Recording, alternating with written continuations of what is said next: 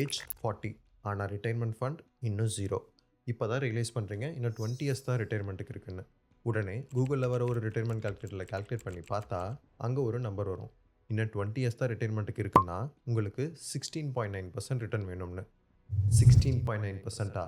FD 7%, mutual ஃபண்டில் long டேர்மில் பார்த்தாலே 12% ரேஞ்சில் தான் ஜென்ரலாக ரிட்டர்ன்ஸ் வரும். அப்போது 16.9% ரிட்டர்னுக்கு என்ன பண்ணுறது? அங்கே தான் பேனிக் வரும். அப்போது நார்மல் ஃபண்ட்ஸ் பத்தாது, அதிக ரிட்டர்ன் வேணும்னு ரிஸ்க்கான ஸ்டாக் டிப்ஸ், எஃப்என்ஓ, தெரியாத ஸ்கீம்ஸ் அப்படி இப்படின்னு போய் மாட்டிக்கிறாங்க. ஸ்டாப். ரிட்டைர்மெண்ட் பிளானிங்கை ஹை ரிட்டர்ன்ஸை வச்சு ஃபிக்ஸ் பண்ணுறதை விட ப்ராப்பரான strategy plus cash flow engineering வச்சு ஃபிக்ஸ் பண்ண முடியும். அது எப்படின்னு இந்த வீடியோவில் ஒரு எக்ஸாம்பிளோட டீட்டெயில்டாக பார்க்கலாம். இப்போ 40 வயசில் ஒருத்தருக்கு 50,000 மந்த்லி செலவாகுது. இன்ஃப்ளேஷன் 7%னா 20 இயர்ஸ் கழிச்சு ரிட்டைர்மெண்ட் அப்போ அதே லைஃப் ஸ்டைலை மெயின்டைன் பண்ண மாதத்துக்கு 1.9 lakhs ஆகிடும். நம்ம இதுக்கு முன்னாடி பார்த்த ரிட்டைர்மெண்ட் வீடியோவில் நமக்கு எவ்வளோ ரிட்டைர்மெண்ட் அமௌண்ட் வேணும்னு எப்படி கால்குலேட் பண்ணணும்னு டீட்டெயில்டாக பார்த்தோம். அந்த கால்குலேஷன் எக்ஸல் ஃபைல் படி இவருக்கு ஏஜ் 60ல் ரிட்டைர்மெண்ட் கார்பஸ் ரஃபாக 4.1 crores தேவைப்படும். ஈக்விட்டி இண்டெக்ஸ் ஃபண்ட்லேயோ இல்லை மியூச்சுவல் ஃபண்ட்லேயோ சேஃப் அசம்ஷன் 12% ரிட்டர்ன்ஸ் எடுத்தால் அந்த 4.1 crores ரீச் பண்ண மந்த்லி எஸ்ஐபி 45,500 தேவைப்படும். ஆனால் ரியாலிட்டி என்ன? அவரோட டேக் ஹோம் சேலரி மாதம் 1,30,000 தான். எக்ஸ்பென்சஸ் 50,000. சைல்டு எஜுகேஷனுக்குன்னு ஒரு 15,000 போயிடுது. அது போக ஹோம் லோன் இஎம்ஐ வேறு 40,000 கட்டுறாரு. இன்னும் 10 வருஷம் கட்ட வேண்டியது இருக்குது. ஸோ மீதி அவரால் இப்போ ரிட்டைர்மெண்ட்டுக்குன்னு ஒரு 25,000 தான் எஸ்ஐபி பண்ண முடியும். இங்கே தான் அந்த கேப். நமக்கு தேவை 45,000, ஆனால் மிச்சம் இருக்கிறது 25,000 தான். ஸோ கால்குலேட்டரில் 25,000 தான் முடியும்னு போட்டால் அவரோட ரிட்டைர்மெண்ட் கார்பஸை அச்சீவ் பண்ண 16.9% ரிட்டர்ன் வேணும்னு சொல்லும்.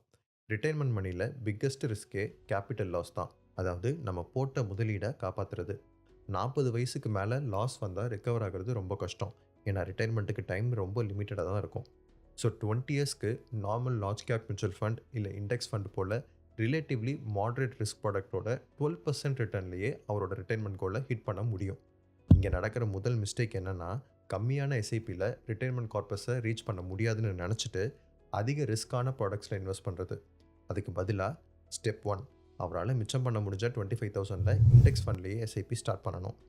ஸ்டெப் 2, எவ்ரி இயர் அந்த எஸ்ஐபியை 4.25% டாப்அப் பண்ணணும். டாப்அப் பண்ணுறதுக்கு கொஞ்சம் டிசிப்ளின் தேவை.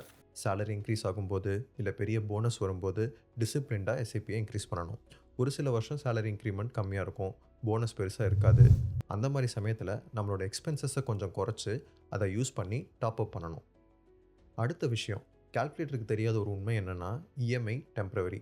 அவருக்கு இப்போ போயிட்டு இருக்கிற 40,000 இஎம்ஐ இன்னும் 10 இயர்ஸில், அதாவது ஏஜ் 50ல் முடிஞ்சிடும். லோன் முடிஞ்சதும் அந்த 40,000 கேஷ் ஃப்ளோ ஃப்ரீ ஆகிடும். மிஸ்டேக் 2, மோஸ்ட்டாக நிறைய பேர் இந்த கேஷ் ஃப்ளோவை ரிட்டைர்மெண்ட் கால்குலேஷனில் மிஸ் பண்ணிவிடுவாங்க. ரைட் மூவ் என்னென்னா, ஏஜ் 50ல் ஹோம் லோன் இஎம்ஐ முடிஞ்சதும் அந்த சேம் 40,000 எஸ்ஐபிக்கு ரீடைரக்ட் பண்ணுங்கள். அது நம்ம பட்ஜெட்டில் பெருசாக தெரியாது, ஏன்னா 20 வருஷமாக அவர் ஆல்ரெடி அதை பே பண்ணிட்டு தான் இருக்கார். ஸோ ஃபைனல் பிளான் என்னென்னா, 25,000 எஸ்ஐபி இன்னையிலேருந்து 4.25% டாப்அப் எவ்ரி இயர். 10 வருஷம் கழிச்சு, அதாவது ஏஜ் 50ல் ஹோம் லோன் இஎம்ஐ முடிஞ்சதும் 40,000 SIP boost. Result 4.1 crores at age 60. So same goal, but comparatively low risk 12% ரிட்டர்ன்லேயே அச்சீவ் பண்ணிட்டோம். இங்கே நம்ம அதிக ரிஸ்க்கை சேஸ் பண்ணலை, பட் நம்ம கேஷ் ஃப்ளோவை கரெக்டாக பிளான் பண்ணுறோம். ஸோ கால்குலேட்டரில் 16%, 18% பயமுறுத்துனா ரிஸ்க்கை இன்க்ரீஸ் பண்ணாதீங்க. கேஷ் ஃப்ளோவை கரெக்டாக மேனேஜ் பண்ணுங்கள். முக்கியமான ஒரு விஷயம், இந்த கால்குலேஷன் எல்லாம் உங்களுக்கு ஒரு கைடன்ஸுக்கு மட்டும்தான். ஒவ்வொருத்தரோட சுச்சுவேஷனும் டிஃப்ரெண்ட். ஸோ உங்கள் சுச்சுவேஷனுக்கு ஏற்ற மாதிரி சீரியஸாக பிளான் பண்ணும்போது ஒரு குவாலிஃபைடு ஃபினான்ஷியல் பிளானர் கிட்ட பேசுங்க. இந்த மாதிரி டேட்டா பேக்டு ஃபினான்ஸ் தமிழில் தெரிஞ்சுக்க சேனலை சப்ஸ்கிரைப் பண்ணிக்கோங்க. Thanks. See you in the next video.